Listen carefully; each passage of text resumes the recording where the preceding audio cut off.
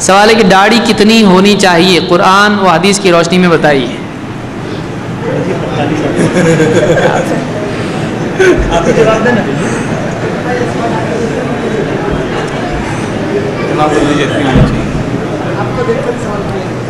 جی جی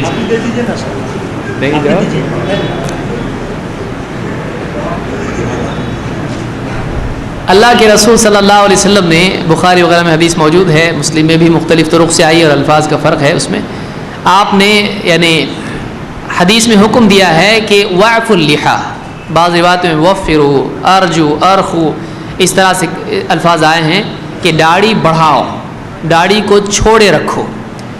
اس حدیث سے علماء نے استدلال کیا ہے اور امام النووی نے ذکر کیا ہے کہ متقدمین میں سے بھی اس کے قائل ہیں جو داڑھی کے مطلق کاٹنے کے حرام ہونے کے فتویٰ دیتے تھے۔ تو داڑھی کاٹنا شرعاً جائز نہیں ہے، چاہے تھوڑی کاٹے آدمی، زیادہ کاٹے، مونڈنا ویسے بھی حرام ہی ہے اور کاٹنا بھی حرام ہے، تو داڑھی کاٹنا نہیں چاہیے۔ بعض لوگ کہتے ہیں،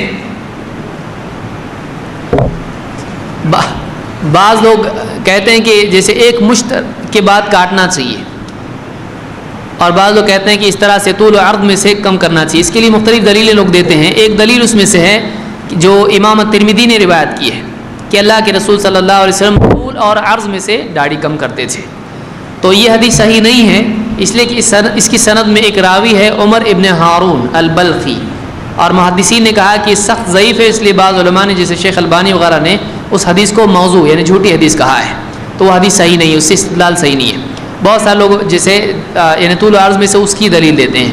دوسری دلیل بخاری کی حدیث ہے جس میں ابن عمر سے ثابت ہے کہ وہ حج اور عمرہ جب کرتے تھے تو ایک مشت سے زائد کاٹ دیتے تھے۔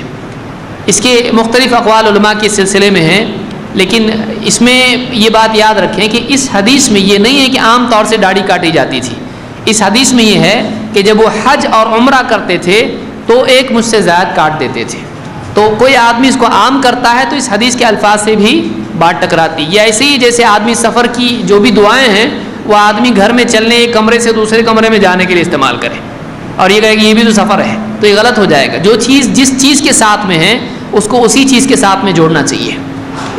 تو ایک جیسے ہلال کی جو دعائیں ہیں، ہلال دیکھ کر جو دعا پڑھنی چاہیے، اگر آدمی روزانہ چاند دیکھ کے دعا پڑھے تو غلط ہوگا وہ۔ تو ایک چیز جو کسی خاص موقع کے لیے ہو اس کو عام کرنا بھی صحیح نہیں ہوگا۔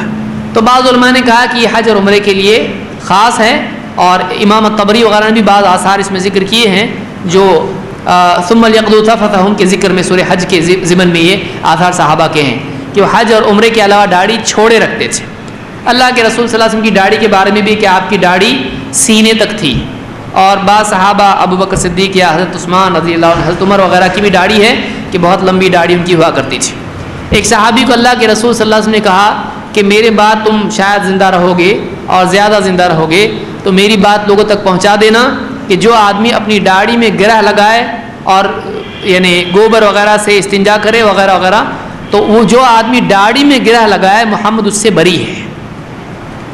تو آپ بتائیے داڑھی میں گرہ کیسے لگا سکتے ہیں؟